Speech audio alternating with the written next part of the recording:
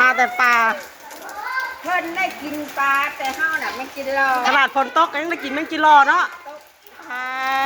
เราไปหาต้นนี่ดีเพิ่นเราไปหาคุดจิรอไปผักลูกเคยแล้วบอกเลี่ยแท้นี่ฝนตกฝนดินกับบยุทธขอบเอ้ย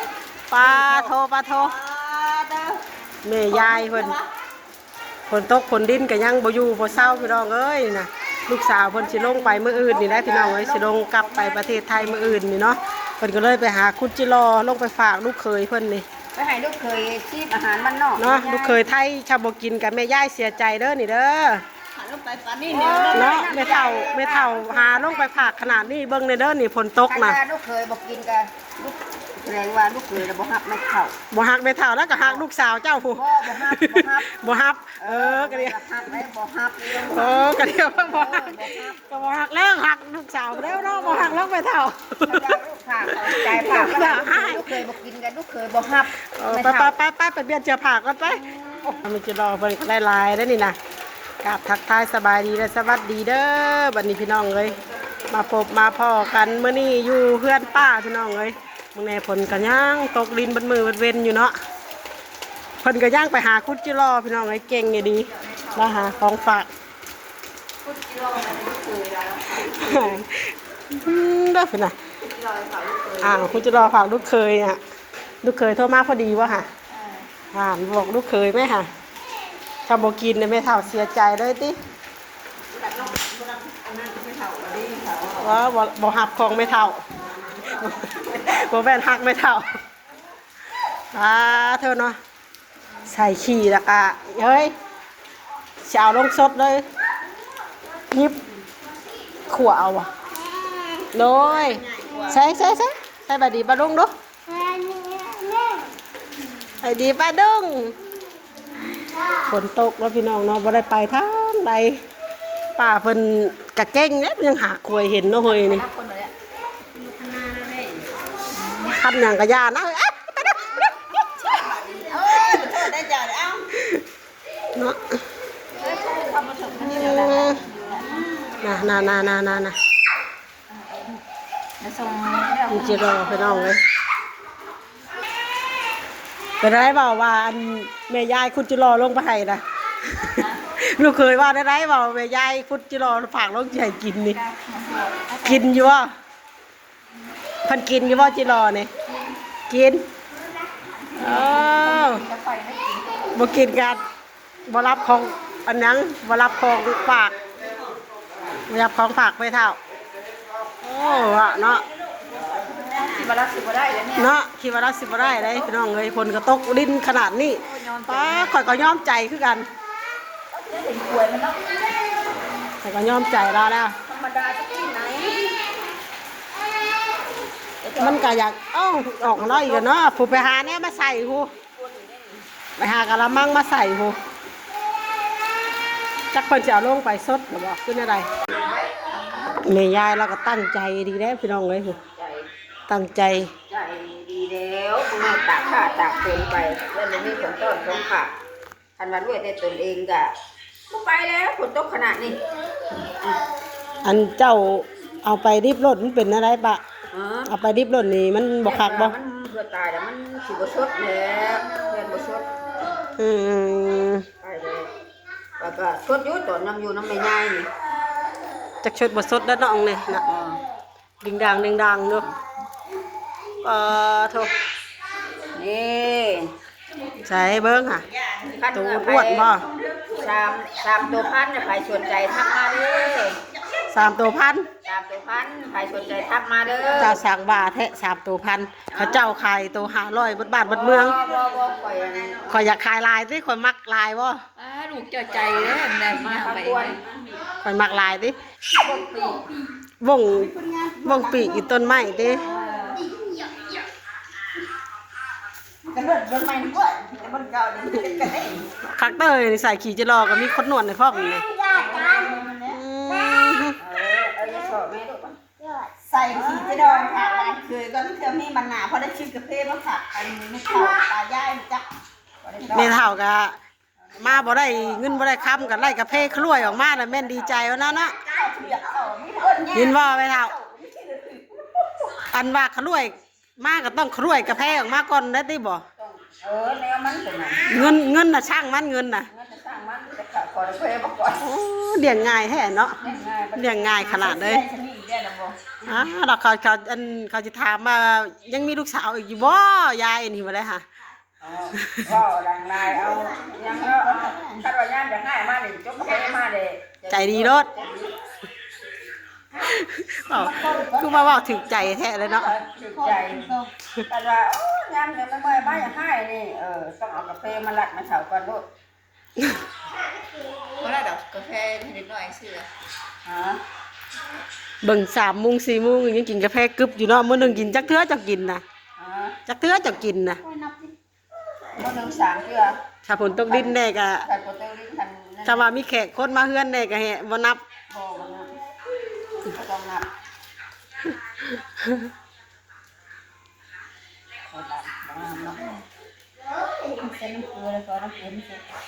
พันทักมาได้เด้อตัว100เพิ่นได้สมัยละตัว3,000นะบ่ข่อยสิขาย3,000 ก็บอกเลยว่าเราใจดี จะใส่จะไปตัว100 โอ้ย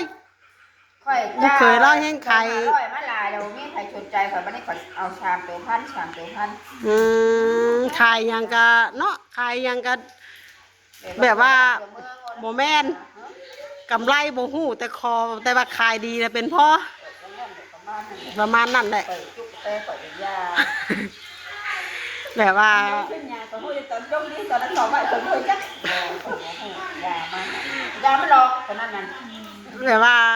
กำไรอย่างบ่รู้นะขอแต่ขายดีนะเพราะนะจิรอกับหมูขายตัว500แล้วขาย3ตัว1,000ไปเลย พันนั่นน่ะ ลูกเขยแห่งคักแล้วยกให้ฟรีเลย กูพี่ขายได้แบบเนาะ ลูกเขยเนี่ยให้กินฟรีเลยลูกเขยเนี่ยบ่ต้องซื้อเลย ไปแล้วแม่หาผลตกไป ให้ป้าเอากินขนมกระดาษทิชชู่อีกแล้วฮะว้ายกระดาษทิชชู่ไผเอาให้นะก้อยๆ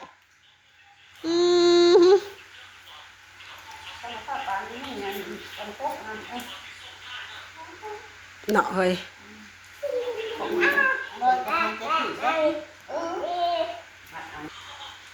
ใส่ขี่บ่เป็นบ่นี่ใส่ขี่บ่เป็นบ่นี่บอกแล้วมีคนเห็นขายแต่นางเบิ่งให้กำลังใจซะซะ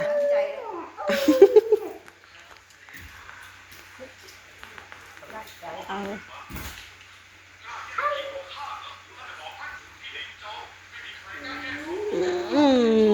ทำผลตกไปสิก็สิเมื่อบ่มื้ออื่นน่ะ ข้างเบิ่งอยู่ได้ข้างฝนตกไปจักสิ เนาะเฮ้ยฉันผลตกไปสินั่นโจ๊ะก่อนเด้อเนาะทางออกไปนั่นเปื้อนรถ2 แถวเขาเจ้าจนบ่เข้ามาเอาหั่นแหละต้องขี่รถมอเตอร์ไซค์ออกไปกับป้าถ้าลำบากแฮงจะมาท่องเป่าท่องเป็นกับใครเยอะเนาะอันนี้โดดปุ้งปิ้งโอ้ยทางละหมื่นจ้ะ มันแดงมาเพิ่มแบบ เออ เปรี้ยวอย่างนี้เอง คนไปไงคันนา มันบ่ลงเพิ่น ข่อยคิดว่ามันสิเลิกบ่เนาะ บ่น้ำท่วมหูเลยถึงมาครึ่งกลางเอาให้มาอุ่นถึงตรงวัดที่คณะตัวไปให้ไป จิ้มเอาติบาดแต่จิ้มรถคันนาจนบัดเพื่องไปจัก ข่อยแล้วมันน้อยอ่ะน่ะ คือกัน ยังบ่ดีบ่ คือกัน มันบัดพอวัดแม่จิรอสำนี้แล้วอ๋อน้อยเอาแต่ใส่ อยู่กับทางคณะบ่งาคือโผล่มันเป็นอย่างนี้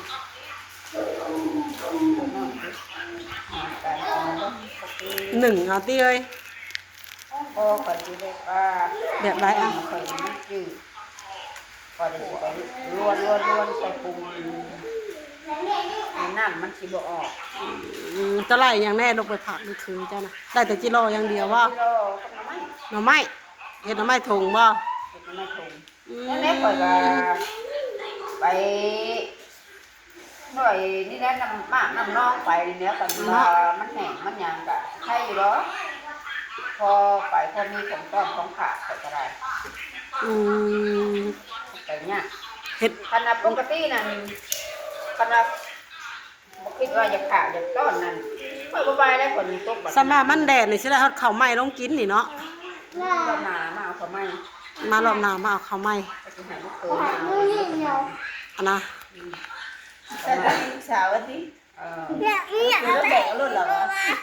ลูกเขยมาแบกเอารถน่าจะจับได้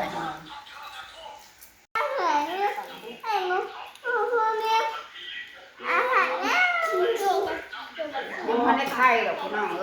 ยังพันได้หอนงามมันน่ะ ซ่อน บ่ นี่ ตัวแม่นะป้า ยังไม่ชอบกูมันได้2คู่ได้อีกนะยังบ่มีช บ่ อบ บ่น้ำคำหน้านี่มันบ่อยากคอยซ่อนเลย ชอบอยู่บัดหน้าบัดนั้นหัวรถหมอชอบอยู่ บ่ยามมันแบบว่าเฮาก็อยากเกี่ยวข้าวนะนะ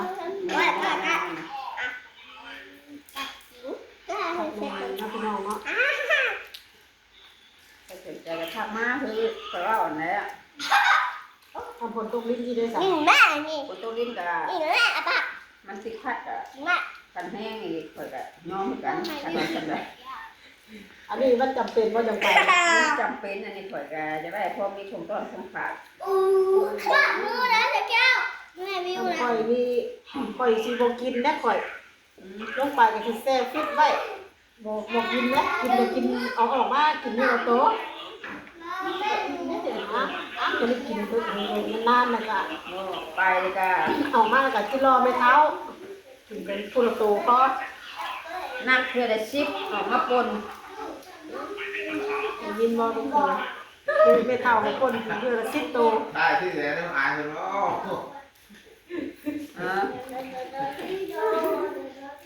นักเพื่อได้ชิปออกมาปนเย็น คนกิโลที่ คนกิโลมันได้พี่น้องเลยเบิ่งว่าหน้าตามันนี่แต่ว่าบัดกินมันก็ใช้ได้คือมันก็สิเปรียบแบบปนปลาทูหั่นนะ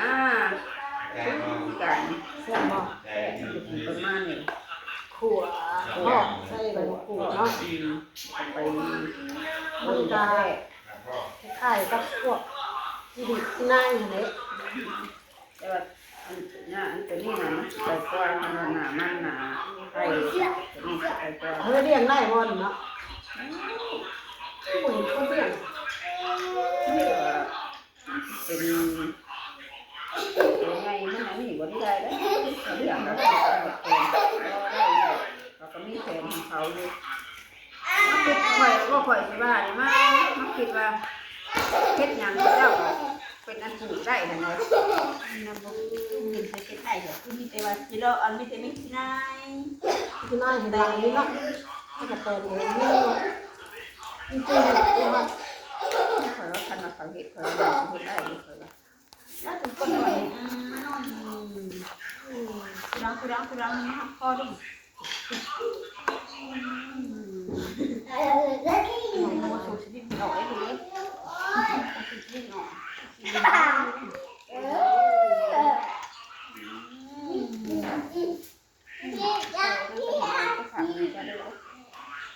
บ่กินรอกกับปูวานนี่แหละ เอากินแค่ขอว่าได้น้ำทุยเนาะมันก็ เอาไปนั่นได้มันสิต้องเสียต้องเกิดขึ้นน่ะถ้าบ่มีมาอย่าไปเดี๋ยวมันเกิดเป็นว่าในกระโดน กระโดน โยขนาดสิ หมูกับกระปูก็จะกินอยู่แล้ว กินอยู่แต่ว่าเอาไปหาเรื่อยแล้วแต่เนี่ยมันสิเกิดขนาดแต่มันสิมัน เอากินมาถึงว่าก็สิออกแล้วก็ขายจะบอกให้นะจ๊ะนี่ถ้าใส่แล้วเขาเขาตุ้มเขาเตาเนาะเฮ้ยมาบ่งามๆแท้โยธรรมดาแล้วว่ะใส่ถุงเดือดว่าสั่น กินอย่างนั้นดิ รถถึงอย่างนั้นแล้ว น้องบิวตี้นวดก็เป็นแล้วนวดให้แต่งเลยนวดแล้วลูกเด้อไอ้แต่งจีเพิ่นสิเมื่อบ้านเทพเพิ่นป้าแล้วได้นี่มาให้พอดีกินฮอดกันอีกแล้ว เปิดมาตอนนี้ สารา เราหนากับเพิ่น ชำพลบ่ตกลัดทางว่าสิกลับมื้ออื่นเนาะน้อง เปลี่ยนงานมาได้บัด นักขันมา ได้เรื่องอยู่บ่ค่ะมันเป็นแบบนี้เหรออันนวดน่ะอันนวดมันสิเป็นแบบนี้เองเป็นงาม เอาให้แม่เรื่องหันหานะ หาดูดึงเลยจะหน่อยไหมนี่มาทางอัน มาทางอันทุหลังแล้วแตกแล้วพอแห้งแน่ดิ เออตาเฮ็ดให้ติดใจแล้วบัดนี้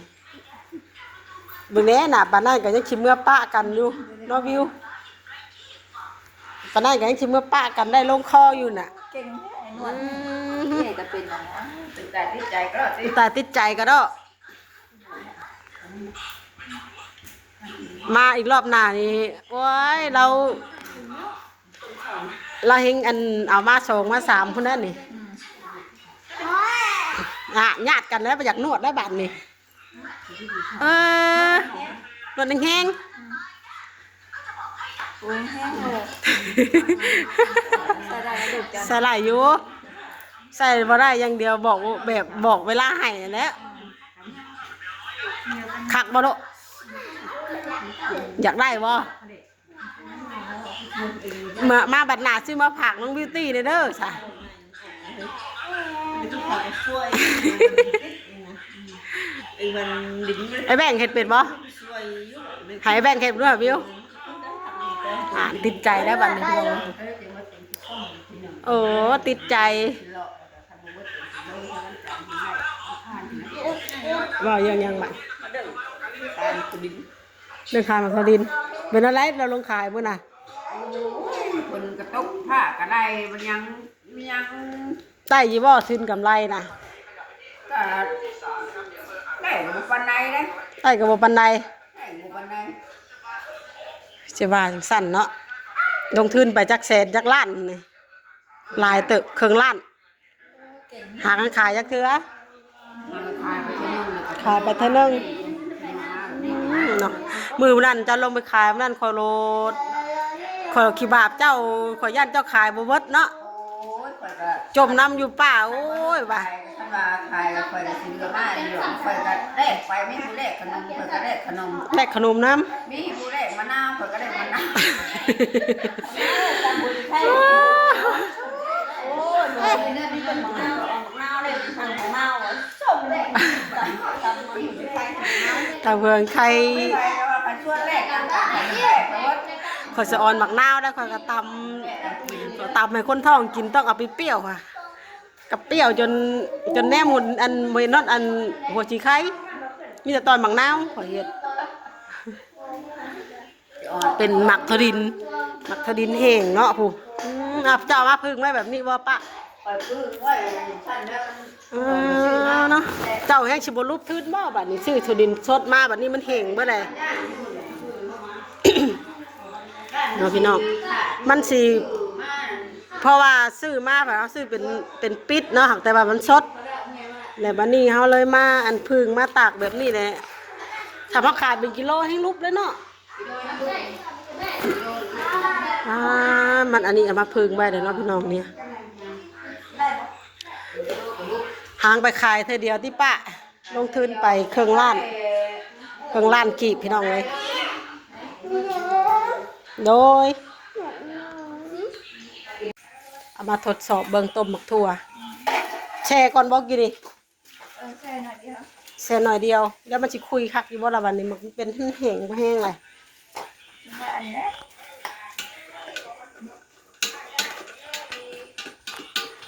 ชิมมาวัน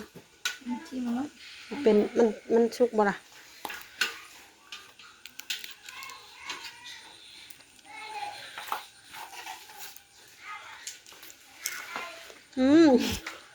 กรอบอยู่ กรอบปะกรอบเลย กรอบอยู่นะแต่มันก็แซ่บอยู่กรอบแบบเนี้ยจะกินมันก็อยากเสี่ยงกับนึ่งท้องเลยมัน แม่นแล้ว มันยังกรอบอยู่ไหวมันอีกจังไหมถ้ามันเละนะกะบ่แซ่บมันเละอ่ะ ถาจังไงไม่หา ถ่ายจังน้อยก่อนเดี๋ยวกินนึ่งท้องเลยเนาะไหวแล้วโถก่อนจังน้อยพุ่นน่ะผ่าผลกะโตมืดเว้นเลยพี่น้องเลยตามโศกตามพนทางหยังกะน้ำไหลแซวอยู่เนาะพี่น้องเลยคลิปนี้กับประมาณจำนี้ก่อนเด้อน้องพี่น้องเนาะแม่น้องวีก็ไปขอตัวไปแล้วเนาะเดี๋ยวพบพ่อกันในคลิปต่อไปเด้อคลิปนี้ก็ขอกล่าวคำว่าสบายดีเบิ่งผู้ทุกคน